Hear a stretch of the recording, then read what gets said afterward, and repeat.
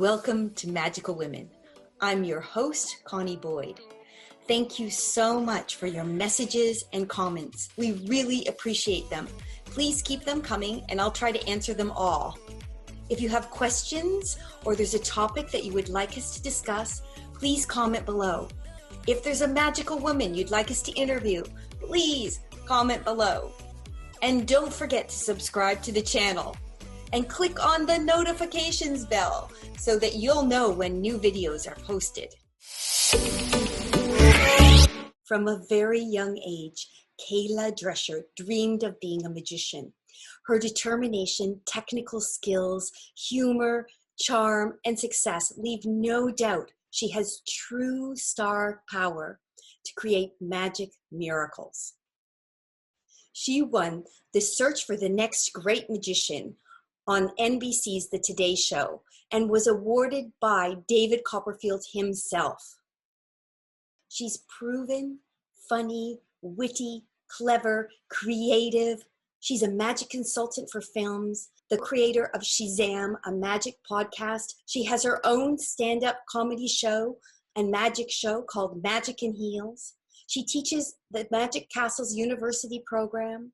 She has a magical woman quality and has accomplished so much for someone so young. It's my great pleasure to speak with Kayla today and to discover more about this magic dynamo. To quote David Copperfield, she's obviously very, very good. Welcome, Kayla. I'm so happy to meet you and I'm so pleased you're here today. Can you tell us a little bit how you became involved in magic? Because you had an early start, which is unusual.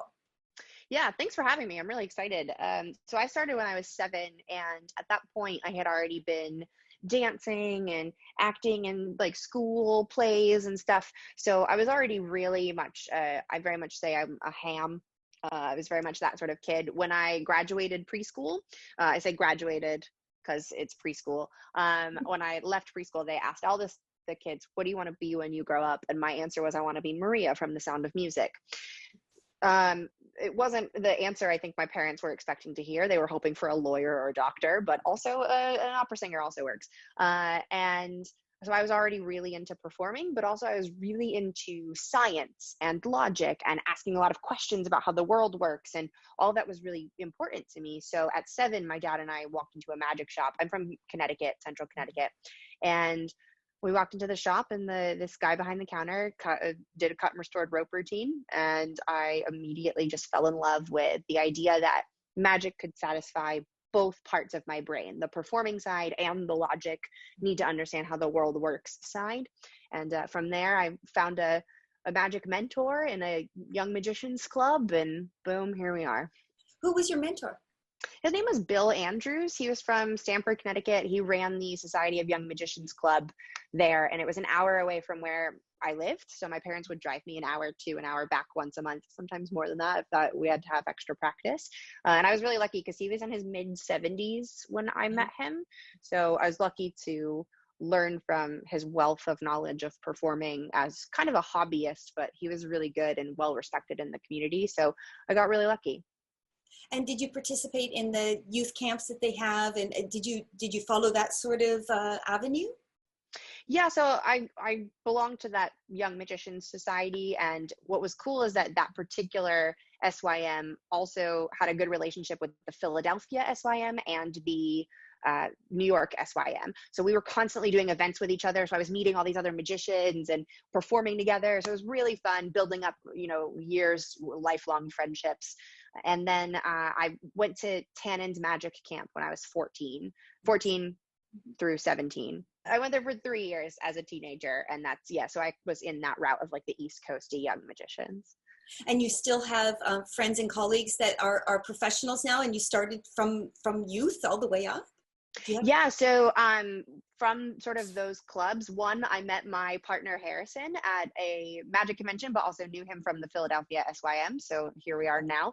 And people like David Boyd, who now goes by Kid Ace, Derek McGee, Jen Kramer, Nick Lang, like all these people I met through camp and through these SYMs. So yeah, it's amazing. It's actually not through those clubs necessarily, but through other kids events. Like I went to the World Magic, the LAMPERT and Teen Seminar, and that's where I met Leah Orleans, Jessica Jane Peterson, Kristen Lambert, and I met Derek McGee, who actually hooked me up with the position of being in the Champions of Magic tour. So it's all just sort of meeting each other at then and growing up in the community together, and we help each other out still, which is really awesome.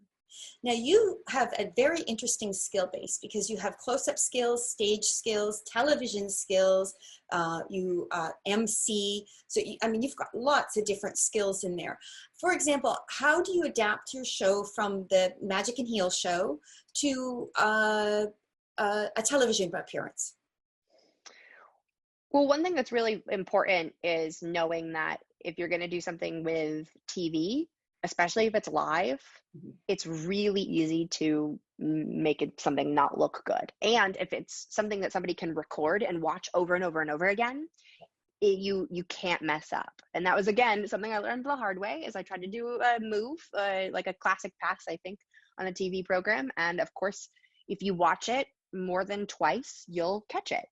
And I didn't even think that far ahead, because normally I'm used to saying, hey, let me distract you over here to look at something while I do this move over here. But when you're on a screen, there's no misdirection. You can see like if I put my hand up here, you can still see my hand down at the bottom. Even if I'm like, no, it's shiny and fun, you can still see this.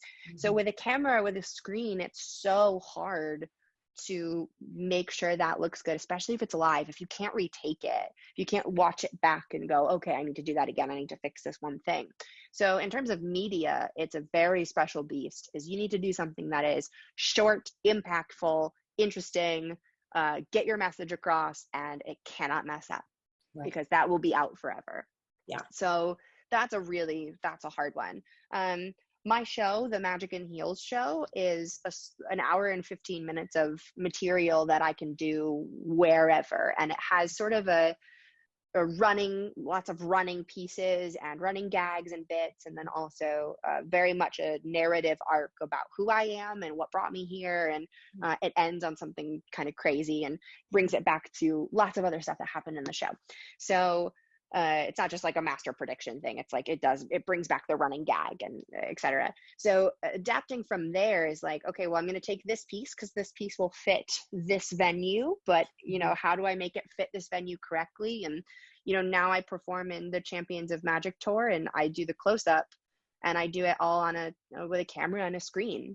So how do I relate to people through the lens while I'm projected behind me? How do I make that work while also feeling like it's happening right under your nose? I want the audience to feel like it's happening right there, but I'm really far away. If there's 5,000 people in a room, how do I make that work? And so that's been a really interesting skill to develop too, is I can take what I do for walk around or close up or whatever and put it on a screen. Wow, that's a very special situation. And how do you rehearse that? Like, for television, if I knew I was going to do something for television, I would actually set up a video camera and go over and over my angles. And then when I would get to the studio, work out where their cameras are so that I knew I was in the parameters I needed to. I imagine that's what you do as well, yeah? Yeah, pretty similar. At this point, I've got a fair lockdown. I hate rehearsing, so I try to avoid it as much as possible. But yeah, if I'm doing something that I haven't really done before, I'm setting up cameras, and I also want to go into the studio, and I don't want to go, okay, let's figure out how this works. I want to walk over to the cameraman and say, this is what you're going to do. Right. Do you want to run it? I would like to run it. Let's run it. Great. Are we feeling good? And I've definitely had pretty much what I would consider abysmal failures on media, because you can't see what's going on, or it's too close, or it's too far away, or, oh, that was not the right angle because I didn't mention that angle, but they cut to another camera. So I'm trying to communicate with the camera people, the producers, the people that are going to be doing the on-air segment. Like, how do you communicate, this is what I need? And to me, the number one thing is you better walk in there knowing exactly what you want, not this angle, only here. And then I ask for feedback monitors so I can watch it, so I can change. If I see we're talking and then I look and it's actually this camera that's picking me up, then I can turn to it. So I have to make sure it better be perfect. Yeah.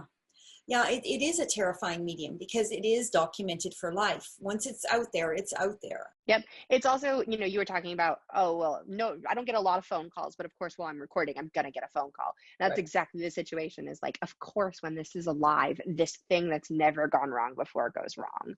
And so, yeah, rehearsing 1,000 times the same thing is, at least that prepares you to mess up. When I did, so I was very novice at the time, and I wish I could redo it because I know so much more now, but isn't that the way? Is that when I did the segment on the Today Show, I had, I was doing a color changing bottle caps routine, and I had 10 of each bottle cap in my pocket.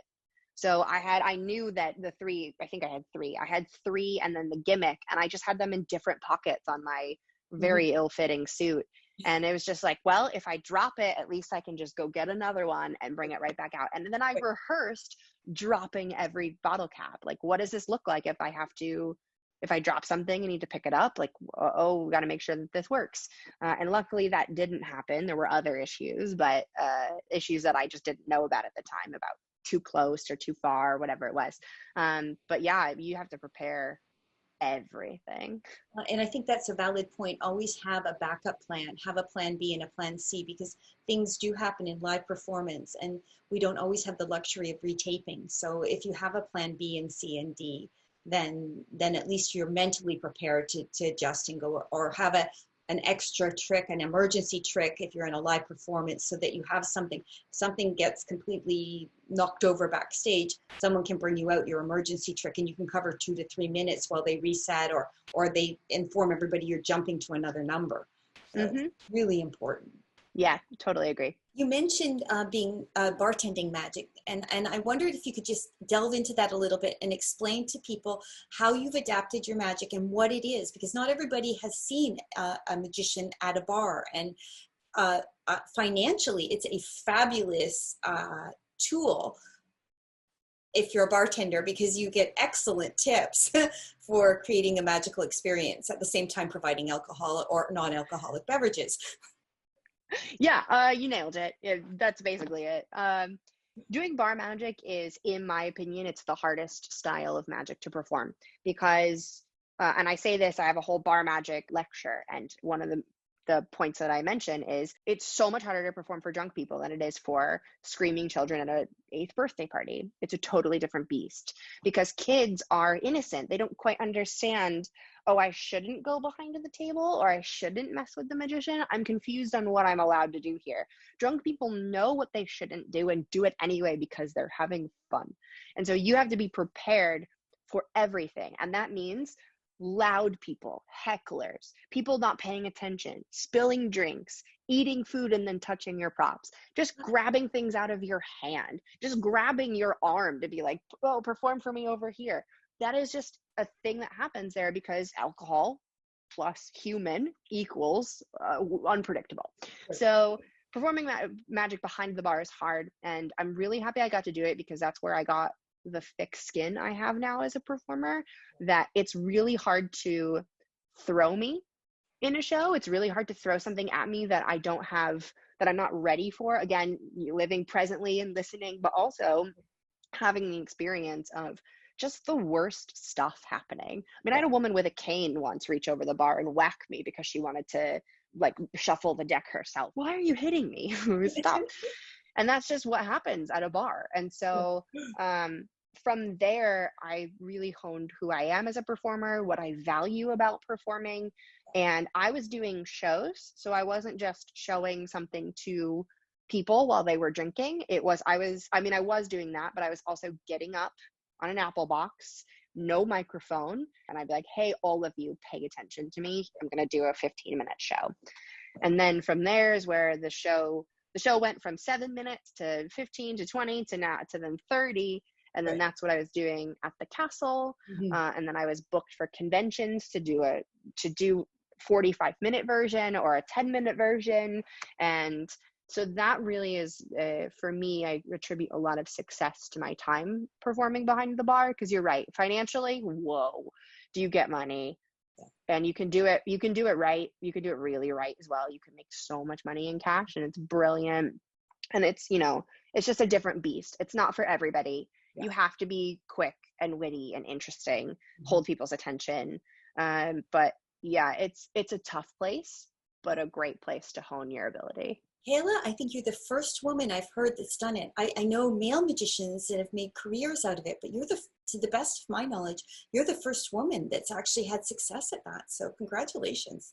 Thanks. Yeah, I don't know of any, at least in the US.